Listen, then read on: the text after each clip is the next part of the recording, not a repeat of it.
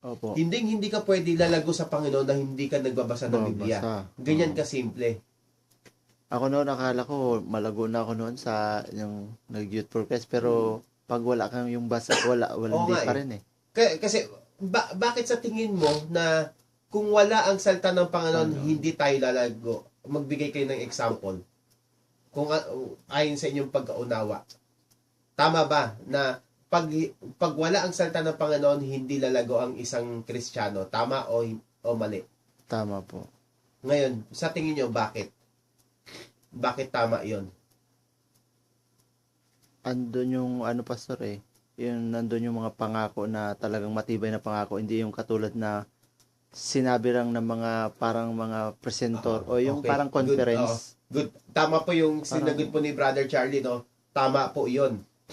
Na kung bakit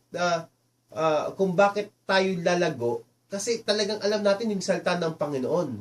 No, for example, nagkaroon ka ng problema. Pag wala sa iyo yung salita ng Panginoon, pag hindi mo alam yung mga pinagsasabi, kung hindi mo alam yung sinasabi sa Hebrew 13:5, no, I will never leave you nor forsake you. Kung di mo alam yung mga yung mga natutunan natin sa Biblia, pag binigyan ka ng problema, ano gagawin mo? Wala na. Ano ka na? Hindi na ako magsisimba. Madaming ganun eh. May mga ibang church na emotion lang yung ipapakita. Oh, Panginoon!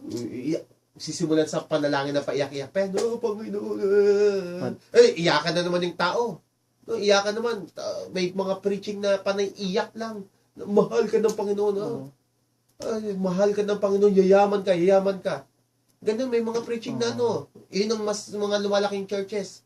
Ngayon, ang problema, pag nagkaroon ng problema yan, mawawala agad yan. Kasi, walang batayan, tulad ng sinabi mo, hindi yung Biblia, yung batayan ng isang tao na yun. Sabi, basta yaman ako, yaman. Ano yung batayan mo? Di ba? Kaya nga sabi natin, kailangan may salita tayong Panginoon. Anong batayan ng pagyaman? Matthew chapter 6 verse 33. Seek ye first the kingdom of God, di ba? And all these things. Kasi alam natin may Biblia tayo. So iyan po yung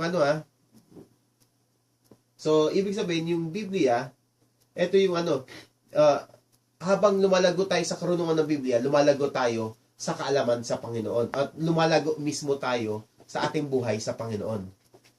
At hindi pwede na lumago ang isang Kristiyano na walang alam sa Biblia.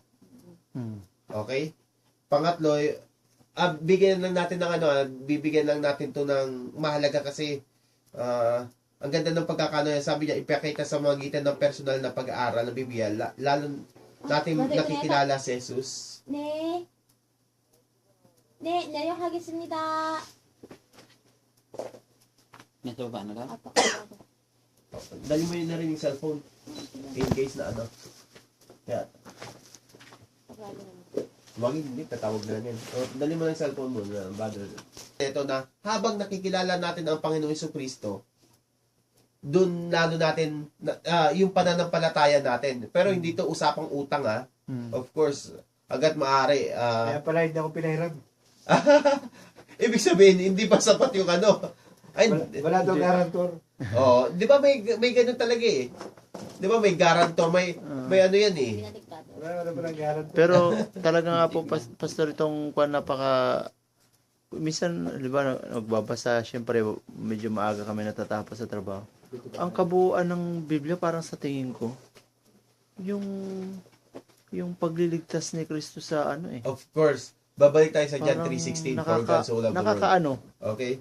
So, pagpatuloy niyo po, Brother Jupiter. Anong gusto niyo? Habang